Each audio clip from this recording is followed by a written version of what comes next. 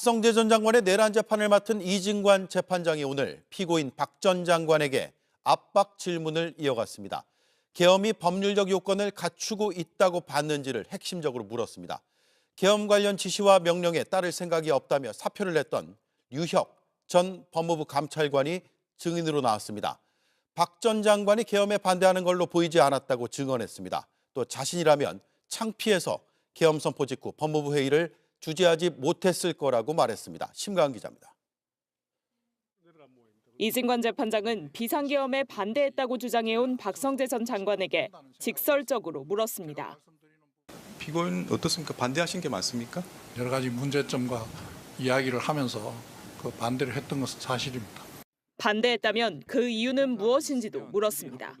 그러면 비상계엄을 할 요건에 해당되지 않는다, 그 말씀이신가요? 그 부분을 법률적으로 하나하나 따져서 말씀드리지 못한 부분은 그 당시에 말씀을 듣고 너무 당황해서 비상계엄을 할 상황이 아니다, 이렇게 말씀하신 거잖아요. 계엄을 하는 게 옳지 않다는 생각과 그걸 말려야 된다는 생각이 제일 앞서서 하시면 안 된다는 생각을 했었고, 법 전문가로서 법률적 문제점을 몰랐는지도 캐물었습니다. 그 계엄 상황이 법률적인 요건을 제대로 갖추지 못한 그런 부분이었다고 생각을 하고 있습니다. 그럼 그 당시는 법률적 요건을 갖추고 있지 못하는 걸 알지 못했다는 겁니까? 갖추고 있다고 생각했습니까? 옳다 그러다고 판단할 상황에 있지를 못했다는 말씀을 드리는 겁니다. 오늘 재판 증인으로는 비상계엄 선포 직후 법무부 간부회의에 들어간 류혁 전 법무부 감찰관이 나왔는데 박 전 장관이 계엄에 반대하는 걸로 보이지 않았다고 했습니다. 나도 지금 이 상황이 무슨 상황인지 모르겠어. 우리가 어떻게 해야 될지 좀 논의를 해봅시다 라고 얘라도 얘기를 했어야 되는데 전혀 그런 거 없었거든요. 저라면 창피해서라도 회의 주재 못합니다. 국무회의 등 계엄 선포 전후 상황을 본 사람으로서 문제의식을 더 가졌어야 한다고 꼬집기도 했습니다. JTBC 심가은입니다. JTBC 뉴스룸을 시청해 주셔서 고맙습니다. 저희는 저녁 6시 30분 뉴스룸에서 뵙겠습니다. 박성재 전 법무장관 재판에 증인으로 나가서 불을 뿜고 오신 류혁 전 법무부 감찰관님 모시겠습니다. 어서 오십시오. 예, 안녕하십니까. 네. 안녕하십니까. 자, 그리고 최은경 기자님. 네, 안녕하십니까. 네. 우리 최은경 기자님도 참 그 법조 오래 하셨죠? 올해는 아니지만 아무튼 저는 박성재가 제일 궁금해요. 도대체 이분은 왜 아직도 나와 있는가. 1년째 그거 궁금해하고 네, 계시잖아요. 7대 미스테리 중에 하나입니다. 네. 박성재 장관이 왜 있냐고. 그런데 결국 이제 재판에 증인으로 류혁 지금은 이제 자연인이시죠? 예, 저 이제 가셨어요? 일단 변호사 재개업 신고도 해가지고요. 뭐 직업이 있다고는 할 수 있는데 지금 사무실을 만들고 있어요. 네. 류혁 변호사님. 네. 원래 JTBC 공무원이라고 우리가 그랬어요. 다도 출연을 많이 하셔갖고. 자, 그런데 이제 그날 12월 3일에서 4일 넘어가는 그 시점을 어제 제가 이제 영상으로 볼 때는 그때를 이제 증언을 좀 많이 해주신 것 같아요. 예, 그렇습니다. 네. 예, 그렇습니다. 그때 재판장 그 분위기는 좀 어땠습니까? 분위기는 네. 뭐 좀 처음에는 좀 조용했는데요. 이진관 재판장이 들어와가지고 네. 처음부터 아예 작정을 하고 피고인 그 진술 거부권 고지하고 그 다음에 계엄에 반대했다고 했는데 그거 맞느냐? 그걸 갖다가 제가 보기엔 7, 8차례를 계속 질문을 했죠. 굉장히 집요하게 그걸 물어보고 예, 계속 질문했죠. 그것 반대한 때문에, 거 맞냐? 예, 그것 때문에 피고인 측이 처음부터 좀 많이 긴장을 했던 것 같고 사실은 뭐 저는 제가 제일 먼저 도착해가지고 네. 그 다음에 박성재 장관이랑 변호인이 도착해서 서로 인사를 하고 뭐 그냥 그동안 안부 인사 덕담하고 그랬습니다. 그래서 제가 조용히 증언을 해야 되나 이런 생각을 했는데 그 변호인 분들께서 이제 반대 신문하고 그 다음에 또 그날 일이 자꾸 이렇게 떠오르면서 약간 제가 갑자기 이렇게 좀 그날 일이 생각나니까 폭주한 거 아닌가. 이런 생각이 듭니다. 예. 그러니까 우리 류혁 변호사님한테도 물어봤던 거는 그러니까 결국은 박성재 전 장관이 이 계엄에 반대를 했는지 안 했는지를 알아보려는 그때 당시 정황을 확인하는 거였죠. 그런 내용이 제일 중요한 건 그렇습니다. 네. 그래서 이제 그 증인에 출석을 하셔서 12월 3일 그 사표 쓸 때 예. 제가 이제 좀 약간 흥미롭게 봤던 거는 좀 감동적으로 봤던 거는 이렇게 사표 쓰시면서도 시간을 내가 끌었다 일부러. 그죠? 좀 천천히 썼습니다.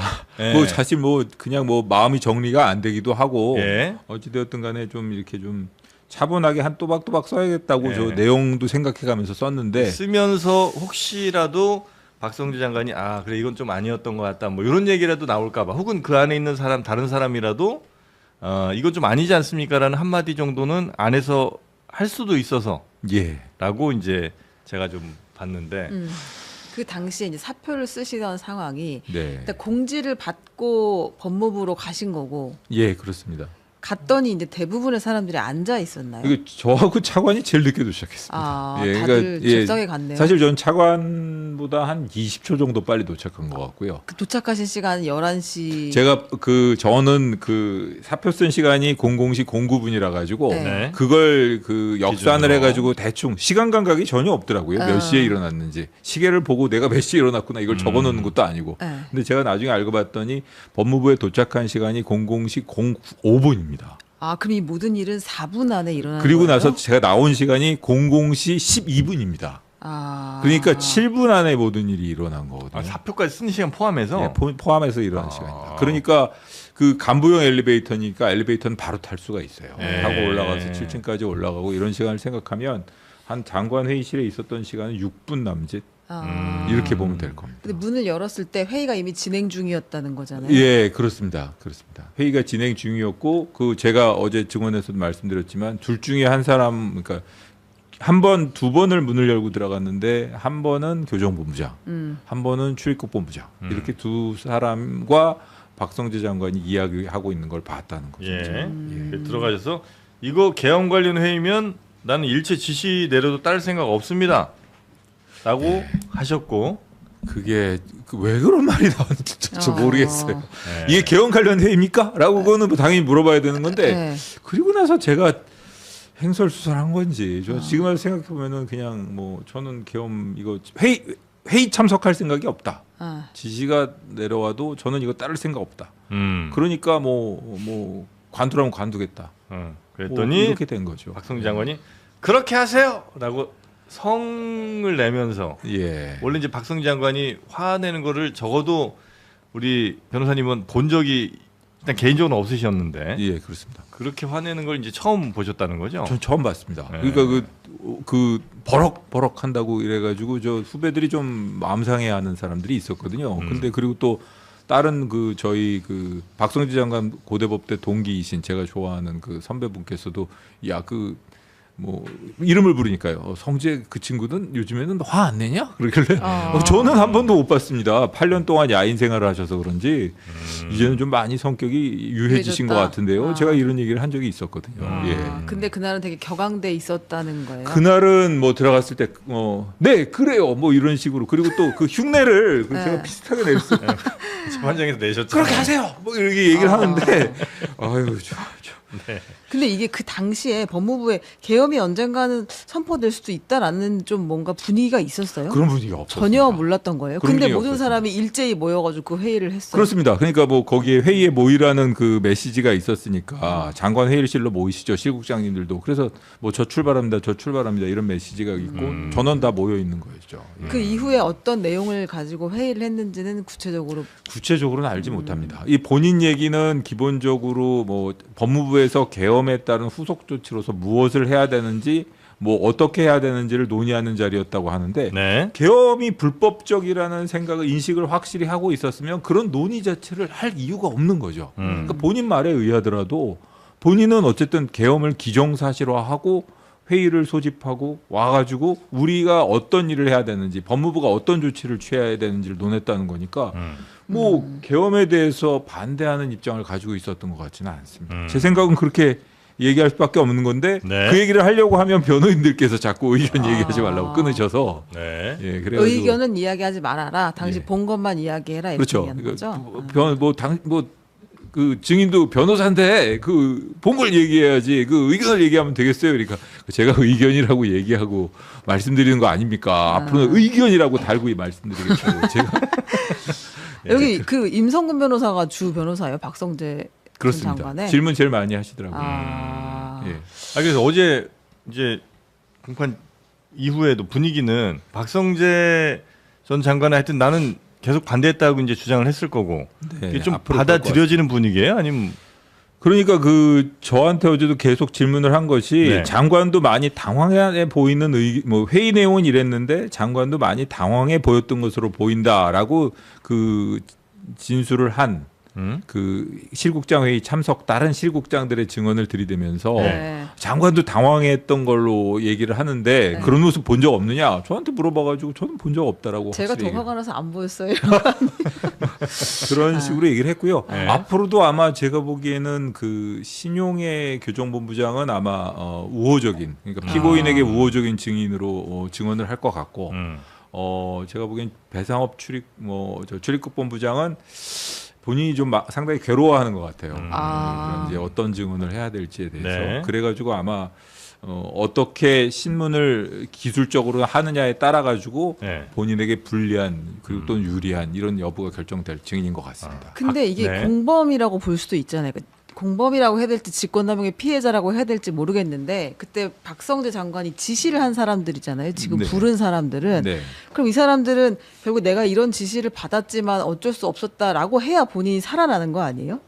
뭐 그럴 수도 있고 본인이 충분하게 그냥 지시사항이고 상황이 판단이 안 돼가지고 네. 본인은 그냥 통상적으로 공무원 조직 내에서 내려오는 지시라고 생각했다 이 정도로 얘기를 할 수 있을 것 같은데 저도 잘 모르겠습니다. 그 자리에서 제가 두 번이나 이거 이러면 안 된다라고 분명히 얘기를 했던 것 같은데 네. 제가 거기서 뭐 법전을 펼쳐놓고 뭐 제가 하고 싶었던 말이 몇 가지 있었는데 너무 흥분해갖고 말은 못했어요. 뭐 어떤 뭐였는지. 말씀을 사실은 제가 네. 하고 싶었던 말 중에 하나가 저는 법대 안 나오고 공대 나와가지고 제 스스로 제가 생각하는 법이라는 거 그리고 제가 생각하는 법의 모습이 이렇다라고 생각을 해왔는데 제가 생각하고 있는 모습에서 그런 제가 생각하고 있는 법 이론으로 볼 때는 이 상황에선 계엄하면 안 됩니다. 법대에서는 어떻게 가르치는지 모르겠지만 공대생이 소박하게 이해한 그 계엄의 법리는 이래요라고 얘기하고 싶었는데 그 말이 안 나오더라고요. 그래서 그게 너무 흥분해가지고 저는 법대 안 나와서 모르겠는데 이 얘기만 나오더라고요. 아 그래요. 근데 그 계엄에 반대하는 마음이 있었고 반대를 어쨌든 소극적으로 했다고 한다면 박성재 전 장관은 처벌하기가 어려워요? 저는 그건 아니라고 봅니다. 예. 그건 아니라고 보고 기본적으로 뭐 법리가 나오겠지만 예전에 12.12 사태 때 주용복 국방부 장관에 대한 주용복 국방부 장관이 뭐 이렇게 적극적으로 반대했다고도 볼 수 없지만 그렇다고 뭐 아주 뭐 주된 역할을 하지는 않았던 그런 사람이었는데 거기에 대해서 그 대법원 판례가 어떤 것이 있나 하면은 이 모름지기 이 상위 직급에 있는 사람과 단순히 이 의사결정에 필요한 여러 가지 정황을 다 이해하지 못한 하위 직급에 있는 사람에게 부여되는 의무는 다르고 네. 주용복 국방부 장관은 상위 직급에 있는 사람으로서 의사결정에 적극적으로 관여할 수 있었는데 그런 의무를 다하지 못했기 때문에 이거는 잘못된 것이다라는 판례가 나온 적이 있어요. 그런 예에 비춰본다면 제가 어제도 말씀드렸지만 정말 이거 모셨던 분한테 법무부 장관은 국무회의 구성원으로서 어찌됐든 계엄 선포 이전부터 그 국무회의에서 의사결정에 관여했던 사람 아닙니까? 거기서 뭔가 자기 역할을 했어야죠. 그런데 그런 의사결정이 다 끝나고 나서 그 의사결정에 따른 그 의사결정을 기정사실화하고 그런 상황에서 법무부로 계엄 선포를 전제하고 네. 법무부에 와가지고 회의를 개최했다는 거는 그게 계엄에 대해서 본인이 그냥 이건 아니지 않나라고 좀 부정적으로 생각했다는 것이지 그걸 반대 의사로 볼 수 있을까요? 전 그렇게 생각합니다. 네, 예. 그 사람이 지닌 어떤 뭐 위치라든지 이런 것들이 그냥 보통 우리들과는 좀 다르다는 거. 그렇습니다. 네, 의사결정 그렇게 과정에 관여할 수 있었던 사람과 네. 이미 다른 내려진 의사결정에 따라서 이걸 받아들여야 되나 말아야 되나를 결정할 수 있는 사람은 분명히 위치가 예, 예. 다르거든요. 그건 분명한 것 어제도 같습니다. 그 얘기 하시는 것 같더라고요. 예. 왜 이거 법무부까지 갖고 오냐고. 거기서 정리하고 왔었어야지. 바짓가랑이를 그러니까. 붙들고 네. 못 하고 있었어야지. 그거는 사실은 제가 그래서 화가 난 것 같기도 한데 네. 지금 뭐 그 계엄 사태 이후에 사직한 후배들이 몇 명 더 있습니다. 예, 뭐 여러 가지로 이제 공직에 대한 뭐 이렇게 미련이라던가 이런 걸 다 잃고 지금 뭐 호주가 있는 친구도 있고 몇 명 친구들이 법무부 안에 예. 그 당시에 그럼 회의장에 뭐 과장들도 있었던- 있었고 있지 회의장에 있지 않았더라도. 않았더라도 예. 있었던 사람 중에도 이제 사직하고 나간 친구가 있고요. 근데 이제 그 친구들이 했던 얘기 중에 하나입니다. 네. 예, 그러니까 뭐 장관에 대해서 서운한 점. 불법이라 당연히 뭐 처벌 받는 건 받더라도 굉장히 서운하신 부분이군요. 그거는 왜 그거는- 이 법무부로 갖고 와서 그 저희가 뭐 대통령하고 직접 할 일은 마주칠 일은 없으니까. 없고 그렇다면은 저로서는 법무부의 수장인 장관을 바라볼 수밖에 없는데 장관이 보면은 어떻게 보면 아주 위험한 물건을 집으로 갖고 들어갔고 이거 어떻게 하면 좋아 이런 얘기를 지금 가족들하고 상의를 하고 있는 거 아닙니까? 저는 그 점에서는 도저히 납득이 안 됐습니다. 무책임한 처사였다고 보시는 거군요. 그럼 저 당연히 처벌은 받아야 된다고 받아야죠. 생각합니다. 예. 예, 그리고 예. 만약의 경우에 이런 사정이 이 지금 밝혀지고 있는 여러 가지 사실관계가 탄핵 심판 과정에서 나왔더라면 예. 당연히 지난번 조지호 경찰청장처럼 탄핵됐을 겁니다. 아. 파면 결정이 내려졌을 겁니다. 그런 점에 비춰봐도 뭐 지금 현재 말씀하신 것처럼 제대로 된 법적인 뭐 응분의 조치가 내려지고 있는지는 잘 모르겠습니다. 예. 근데 좀 여기도 흥분을 하네요. 박성재 전 장관에 네. 대해서는 참 구속영장이며 탄핵이면 다 안 됐어요. 다 잘 안 되는 것 같아요. 구속영장은 심지어 2번이나 기각이 됐기 때문에 네. 저는 아무리 생각해도 이거는 뭔가 내부 거래가 있다고 계속 의심이 되는데 그건 이제 1심 재판을 봐야죠. 뭐 어쩔 수가 없을 것 같습니다. 네. 자, 박성재 전 장관 재판 이야기 좀 가봤고요. 그리고 김건희 관련된 네, 재판도 검사님을 모셨으니까 진짜 이 답답한 상황에 대해서 좀 여쭤보려고. 죄다 무죄예요. 아, 저도 어제 놀랐습니다. 네. 나와가지고 바로 저 오후에 그 선고 결과를 보면서 기가 막혀가지고 저도 좀 이게 왜 이럴까? 이 법리적으로 한번 검토를 제대로 해봐야겠다 이런 생각이 왜 이런 들더라고요. 거예요, 도대체? 지금 이게 뭐 공소기각 부분, 네. 이 김혜성 그 부분 공소기각 부분은 이 수사권이 없고 이 특검 수사 대상에 속하지 않는다라는 것인데. 네. 처음에 영장은 또 발부를 해줬지 않습니까? 그럼 사실은 그 신병 재판 단계에서 이게 뭐 어느 정도 정리가 됐다라고 보고 특검에서도 그걸 믿고 구속 기소까지 했던 것인데 이렇게 그 본안이라고 해야 되나? 실체 사건을 다루는 재판부에서 실체 심리까지 다 마치고 나서 공소기각 판결을 선고했다는 점에서 저로서는 좀 납득이 안 갑니다.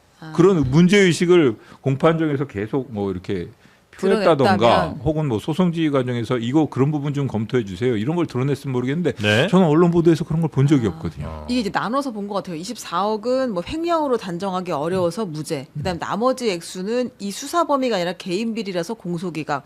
김예성은 이렇게 나눠서 본 것 같은데 여기가 좀 차치하고서라도 김상민 검사가 저는 굉장히 독특하다고 생각하는데 그림을 준 것까지 보지도 않고 그냥 여기는 무죄라고 하는 거잖아요. 그림이 과연 그 김건희 씨한테 전달됐는지 여부가 불분명하다고 그 부분과 관련해서는 증거가 좀 부족하다라는 취지로 얘기를 했지 않습니까? 네.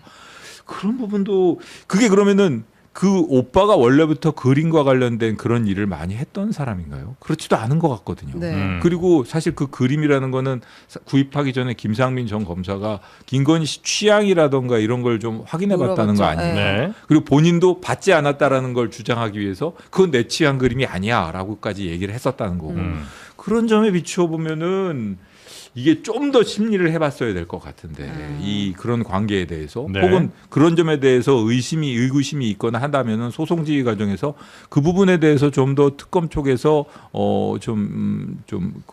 입증을 해주셔야 되는 거 아닙니까? 뭐 그런 적극적인 소송 지휘를 했어야 될 것 같은데 그런 거 없이 뭐 이렇게 막 무죄 선고를 해버리니까.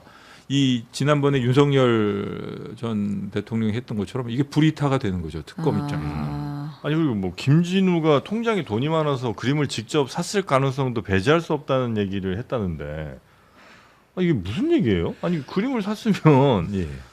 이거 어디서 한 그림 이게 팔고 산 사람이 있을 거 아니에요. 그렇습니다. 그 돈이 어디로 뭐 현금 그 앞에서 10,000원짜리 쭈르륵 세 갖고 주진 않았을 테니까 그렇지 않나요? 그런 면도 있고 그다음에 그림이 발견된 경위도 그렇지 않습니까? 네. 그림을 만약에 경우에 본인이 그렇게 당당하게 샀다면 그걸 갖다가 그냥 뭐 집에다 걸어놓든 어디다 하든 뭐 이런 식으로 했을 텐데 특검에서 압수수색하는 과정에서 압수된 거 아니겠습니까? 그러니까 그런 점에 비춰보면 그리고 제가 말씀드리자면 김상민 전 부장검사가 사실 현직에 있을 때부터 이 정치 문제라든가 이런 정치에 대한 관심, 창원의 아들 이런 문자 메시지 네, 문자 보냈지 않습니까? 추석인가? 그것 때문에 그 총장한테 이제 난 그 뭐 한번 질책을 받고 그리고 나서 출마 안 하겠다라고 얘기를 했어요.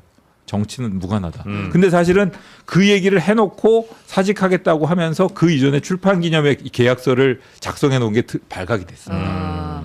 그것 때문에 징계 절차가 개시됐거든요. 그래서 사실은 그 당시에 그 법무부 감찰 쪽에서도 감찰위원회에서도 저희 감찰관실에서 관할한 감찰위원회에서도 중징계를 해야 된다 그랬어요. 네. 그런데 뭐 법무부 간부가 와서 얘기를 하더라고요. 이게 어떻게 결론이 났냐고. 중징계 사안이냐고. 그리고 아니 그 당연히 중징계로 왔고 감찰위원회 의견이 그러니까 당연히 그렇게 관철돼야 되는 거 아니라 그랬는데 검사징계위원회에서 엄청나게 얕은 아주 경미한 징계 처분으로 변경이 됐습니다. 그 모 간부는 예. 감찰관님을 찾아왔던 그 모 간부는 김건희 씨의 측근이에요? 측근이라기보다는 어떻게 보면은 아마 저쪽하고 연락이 됐던 것 같아요. 누군가가 관심을 보이고 있으니까 어떻게 보면은 최대한 징계 수위를 낮춰달라 이렇게. 그거 너무 센 거 아니냐는 식으로 저한테 얘기를 했던 걸 보면 네. 이게 그때 당시에도 이미 보면은 계속 김상민 부장에 대한 그 징계라든가 이런 거를 계속 누군가가 신경을 쓰고 있었고 저쪽하고도 관련이 있었던 것으로 보이는데 저는 납득이 되지 않습니다. 이 간부는 아직도 검찰 간부예요? 아니면? 나갔습니다. 그만두고 이젠 나갔어요. 그만뒀습니다. 윤석열 씨 측근으로 분류되는 사람이라서 나갔습니다. 너무 센 거 아니냐고 그래서 조금 봐준 거예요? 조금 봐준 게 아니라 많이 봐줬죠. 많이 감봉 처분이 났을 거예요. 저희 감찰위원회에서는 해임 처분으로 했던 것 같은데. 감찰위원회에서 해임을 했는데 그럼 누가 최종 결정하는 거예요? 그게 이제 검사징계위원회를 한 번 더 합니다. 근데 거기서- 감찰관한테 얘기할 수 있는 사람은 검찰총장이나 대검 차장 정도밖에 없는 거 아니에요? 여기까지만 물어보겠습니다. 그건 아니고. 아니 모르겠어서 누가 감찰관한테 와서 아니, 막 너무 징계가 센 거 아니냐라고 말하고 수 있는 사람이 얼마나. 검사장급 이상이. 네, 그렇겠죠. 하죠. 검사장급 몇 명이나 된다고 지금. 그리고 나갔다는 거 아닙니까? 지금 나갔어요. 예. 그래서 아니 김상민 이 일개 정치적 문제로 이렇게 논란을 일으켰던 그런 사람에 대해서 왜 이렇게 관심을 가지시나 제가 그런 생각을 했거든요. 그러니까 아니 왜 누가 뭐라 해? 뭐 이렇게 제가 얘기를 했었거든요. 근데 나중에 그렇게 되더라고요. 네. 자, 그렇게 이 특검의 수사도 지금 판판이 다 무죄가 나고 있고 이런다고 뭐 2차 특검 한다고 이게 뭐 될까 싶기도 하고요. 이 정도 상황이면. 저도 좀 걱정스럽습니다. 그리고 사실은 2차 네. 특검이 다뤄야 될 주제가 그렇게 쉬운 주제가 아니에요. 예. 이게 보면은 이 김건희 씨 사건 무마 의혹과 관련된 배우가 누구냐, 도대체 누가 의사결정을 해서 이런 식으로 무마가 됐느냐라는 걸 밝히는 건데 본인들이 얘기할 수 있는 사람들이 아닙니다. 지금 의심을 받고 있는 의혹에 올라 있는 사람들이 다 만만한 사람들이 아닙니다. 그렇기 때문에 수사하기 쉽지 않은 것 같고 그 다음에 노상원 의혹이라든가 이런 부분들도 이게 만만한 사건은 아니거든요. 네. 그렇기 때문에 의혹만 앞서서 될 것 같지는 않고 차분하게 좀 시간을 갖고 차분하게 수사를 진행해야 되지 않을까 싶습니다. 지금 권창영 특별검사 있잖아요. 네. 이번에 임명된 조금 아시나요? 28기구 전 26기고요. 28기구 서울대 물리학과 나온 걸로 제가 알고 있거든요. 거기도 법대 출신 아닙니다. 네. 그리고 서울대 최고산업전략과정이라고 AIP 과정이라는 게 있는데 50명 정도 한 기에 한 1년 정도 하는 과정인데 저랑 같이 다녔어요. 저랑 같이 다녔어요. 그래가지고 그리고 민사집행법이라는 책도 썼고 상당히 학구적이고 그런 면이 있습니다. 제가 이제 이해하고 기억하기로는 굉장히 온화한 분, 유한 분. 그리고 이제 판사잖아요. 예.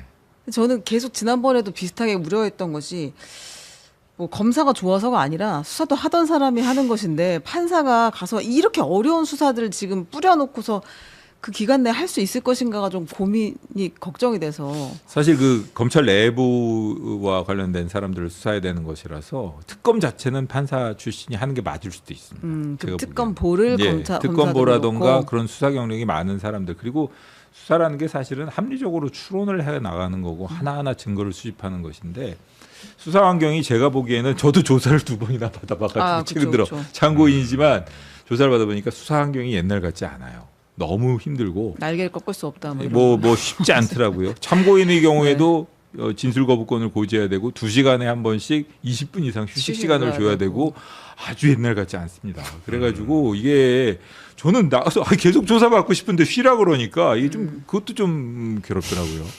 빨리 끝내고 집에 가고 싶은데 중간에 쉬다 오라는 겁니다. 근데 이게 뭐 규정이 그렇다 그러니 근데 그런 상황에서 이 수사를 만만하게 볼 필요는 없는 것 같고 다만 이렇게 좀 말이 앞서거나 그러진 않았으면 하는 생각입니다.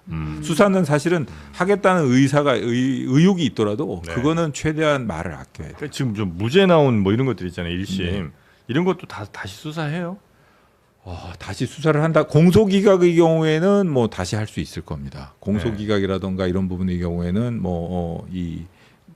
특검 수사 범위에 해당하지 않다던가 일반 수사기관에서 처리했다던가 이런 부분이기 때문에 그 부분에 할 수 있지만 무죄가 일단 난 거는 항소해서 다투거나 이러는 게 아닌다면은 이게 최종적인 무죄 판결은 아니죠. 일단 네. 그렇기 때문에 항소해서 상급심에서 다투는 게 맞고요. 그 부분을 재수사한다. 이거는 약간 좀 어려울 수 있습니다. 네. 네.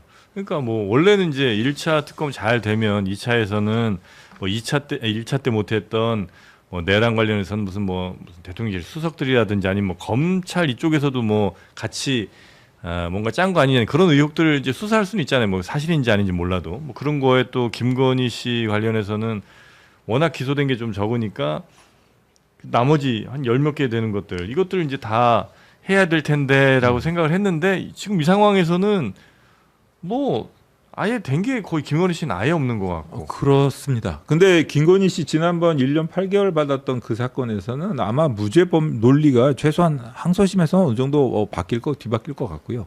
그 김건희 씨 자체에 대해서는 추가 사건이 몇 개가 더 있고 그 유죄 판결이나 이렇게 거의 확실한 사건들이기 때문에 형량은 더 올라가지 않을까 싶은데 나머지 사건 지금 김상민 검사 사건이나 모빌리티 사건 이런 네. 사건들이 문제인 거죠. 예. 그게 좀 심각해 보입니다. 네. 네. 실망감이 저도 컸고 네. 좀 걱정스러운 면이 있습니다. 예. 네, 알겠습니다. 뭐 내란 관련된 2차 특검, 네. 2차 특검은 이제 정해졌고 이제 수사팀을 또 잘 꾸려야 되겠죠. 지켜봐야 되는데 하나만 여쭤보면 네. 지금 이제 공소 기각이 최근에 많이 나왔잖아요. 네, 네, 네. 근데 걱정되는 것은 19일에 선고될 윤석열 그 내란 우두머리 재판에서도 윤석열 측이 계속해서 이거는 그 특검의 수사 계엄 선포 자체는 사법심사 대상이 아니다라는 주장하고 조은석 특검팀이 하는 수사가 계속해서 위법했다라고 하면서 공소기각을 주장했는데 이거 받아들여질 가능성이 혹시 있을까? 그런 식의 법리 주장은 받아들여질 가능성이 없는데요. 네. 이 공수처 수사권이 원천적인 문제가 있고 거기에 터잡아서 네. 법률가들이 얘기하는 거기에 기초해서 계속 이어진 수사기 때문에 공소 제기 자체가 잘못된 것이고 그렇기 때문에 공소 기각되어야 된다. 이런 식의 주장이라면 지기현 판사가 뭐 지난번에 구속 취소 결정도 그렇죠. 독특했듯이 네. 이게 19일도 마음을 놓을 수 없는 상황인 아. 거는 저는 웬만해 가지고는 뭐 지난번 그 한덕수 총리 사건이라던가 그다음에 윤석열 전 대통령에 대한 그 체포방해 사건 유죄 판결 이후에 마음을 놨었는데요. 어느 정도. 요즘은 돌아가는 상황을 보니까 이게 도저히 그냥 마음을 놓을 수 없고 함부로 얘기해서는 안 되겠다. 끝까지 긴장을 놓을 수가 없구나. 이런 생각이 드네요. 네, 아까 왜냐면 지기현 판사가 말씀하셨던 것처럼 그 구속 취소할 때 날이냐 시냐보다 사실 더 중요하게 봤던 것이 공수처의 수사권이 이게 있는지는 판단을 해봐야 된다. 그때 그렇게 이야기를 했었잖아요. 그렇게 얘기를 했죠. 근데 그거 결론을 안 내리고 지금까지 재판을 해온 거 아닙니까 이게? 결론을 안 내렸는데 지난번에 그 체포방해 사건 때 그 재판부에서는 공수처 수사권이 있습니다라는 걸 얘기했는데 그 1심 하급심의 판결은 다른 하급심을 기속하지는 않거든요. 네. 그렇기 때문에 서로 눈치는 좀 볼 테지만 본태지만 네. 지기현 재판장이 워낙 좀 독특한 세계관을 가지신 분이라는 것 같아서 그게 제가 확언을 할 수가 없고요. 예. 알겠습니다. 지켜보겠습니다. 지금 또 뭐 공소기각 얘기도 했습니다만 지금 1심 무죄 받은 많은 사람들 있잖아요. 네네. 뭐 명태균도 있고 김건희, 뭐 곽상도 등등 이런 사람들이 언제부턴가 유행이 됐는데 항소 포기해야 되는 거 아니냐 이런 얘기를 검찰이 항소 포기해야 되는 거 아니냐 이런 얘기 많이 하거든요. 네네네. 1심 무죄 났으니까 어떻게 해야 됩니까? 그게 그러니까 그 지난번 그 대장동 사건 때의 항소 포기를 그냥 형식적으로 봐서 네. 그것도 항소 포기니까 다른 것도 다 항소 포기해라 이런 식으로 얘기하는데 그건 너무 지나치게 형식 논리로만 바라보는 거고요. 사실 그 수사팀의 입장이라던가 지난번 무죄 논리라던가 네. 이런 거는 일반인의 법감정이라 그래야 되나? 그러니까 그 일반인이 생각하고 있는 법이 어때야 한다라고 생각하는 그런 기준에서 많이 떨어져 있는 사건들이기 때문에 그리고 또 하급심에 그런 사건에 대한 그 상급심의 판단이 없어요. 대법원에서 결정이 난 적이 없어요. 네. 그렇기 때문에 대법원의 결정 그 판단을 받아보기 위해서라도 항소해야 됩니다. 그건 뭐 항소해야 될 필요성이 있습니다. 근데 이제 법적으로 공소기각이 된 경우에도 항소를 많이 하나요? 할 수 있습니다. 아. 할 수 있습니다. 공소기각 결정의 경우에는 뭐 당연히 나중에 항소하면 파기해가지고 아예 1심 재판이 이루어지지 않았으니까 1심부터 다시 해 다시 이런 해라. 식으로 파기를 하는 경우가 있고 아. 판결의 경우에는 어느 정도 그 검토가 이루어졌으니까 파기 재판하는 경우도 있고 그렇습니다. 아. 근데 검찰은 당연히 항소를 해야 한다. 네네네. 말씀까지 듣겠습니다. 어떻게 올해 저 괜찮으세요? 뭐 운이나 뭐 건강 이런 것들 아, 뭐. 네네. 괜찮으세요? 토정 뭐 비결이요? 좋은 방법. 아니, 예, 왜냐하면 예. 저희가 또 액막이 네, 밑에 네, 네, 요걸 네. 또 저희가 예, 예, 다루고 있거든요. 아, 예. 요겁니다. 요거. 사무실에 하나 달아놓으시죠. 아 이거 눈에다 하나 달아놓으면 되겠네요. 네, 예, 그럼요, 예. 그럼요. 네. 이제는 더 이상 예. 예, 아유 좋을 것 같습니다. 악기와 함께하지 않는 네. 예뻐 보이네요. 신년에 또 설에 참 좋은 선물 아니겠습니까? 네. 네. 지난번에도 저희가 한번 요거 소개해드린 적이 있는데 그때는 약간 북어 느낌이었죠. 조금 더 각이 살아있는 엣지 그렇죠. 있는 느낌. 이 친구는 이번 이제 느낌은 굴비 느낌이. 굴비 느낌이고 조금 더 이렇게 생태 느낌, 좀 살아있는 생물 느낌이 좀 더 난다고 할까. 매끈하니까. 네, 그래서 액막이 명태 조금 더 아주 매끈한 형태로 저희가 갖고 왔습니다. 특별 구성 이번에는 중형 3마리짜리 묶음 세트 우리 최윤경 기자가 들고 있는 저 3마리 세트를 24,900원에 네 바로 보내드린다는 거죠. 현관 인테리어용으로 아주 좋고요. 또 방마다 걸어두시면 서로 싸울 일 없고요.